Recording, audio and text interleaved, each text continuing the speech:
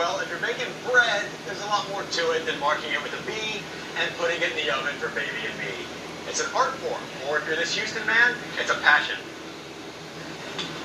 This is my grandmother's recipe from the village of Greece. For me, bread making tells the story of family. It tells the story of love.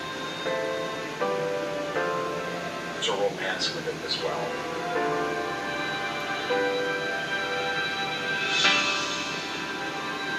My name is Tassos, and I'm known as Houston's Breadman.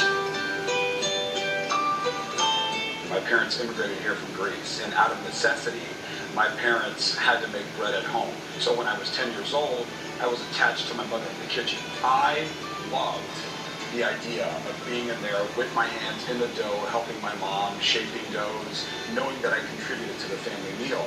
We did it religiously every week. In the summers, when it was affordable, we would fly back and spend our summers in Greece visiting my grandparents, just like my mom and I did.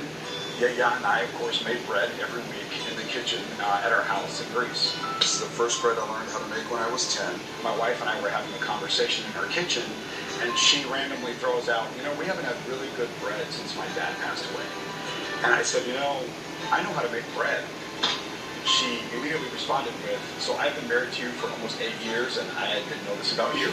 The first thing we're going to do is we're going to put in our water. So I started replicating my mother's and my grandmother's recipes out of my home kitchen. So this is where it gets messy and fun for me. My son's preschool teacher, she started immediately asking me to purchase bread. So she was technically my very first customer. And she was gifting them to other teachers at the school and other neighbors. And then from there, they all started contacting me directly. And there it goes all in. So I quickly would tell my children, guys, don't touch Daddy's bread. This is not for us. And immediately my oldest, her name is Alexandra, who was 6 at the time, responded with, oh, so you're a Breadman Baking Company. And when I heard it, I thought, that's a really good name. Yaya always put in some really good Greek olive oils. And now she's proud to say that I named Daddy's business. I literally hit the streets with bread in hand and knocking on the back of kitchen doors at restaurants. There you go. This is my grandmother's recipe from Greece. I think you'll love these today. We are in about 43 restaurants and hotels across the city.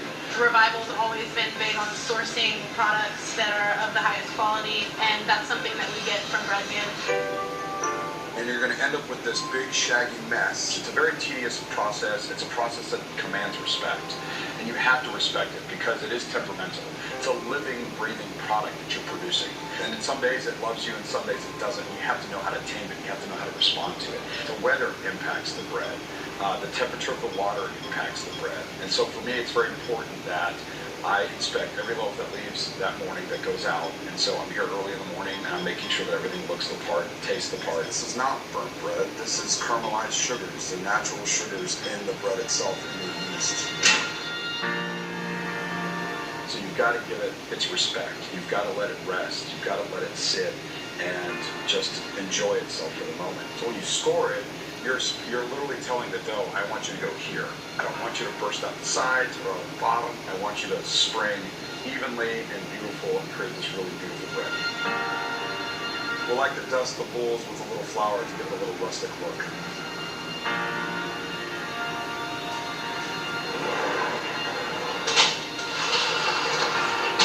I was not very happy working in my corporate career, and then bread found me. And now I've never been happier. I get to share my breads with the entire city of Houston. Oh, look at these. They're beautiful. Bread is community. I've seen people come together here over our breads. I mean, and it's meant to be broken. I don't even believe in bread knives, frankly. I think you should just rip into it and enjoy it for what it is.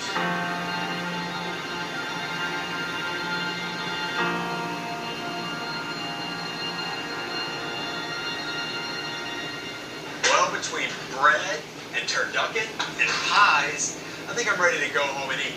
And if you're hungry for more great Localish stories, you can go to our website or the Localish Facebook page. Until next time, I'm Chaz Miller. Thanks for watching.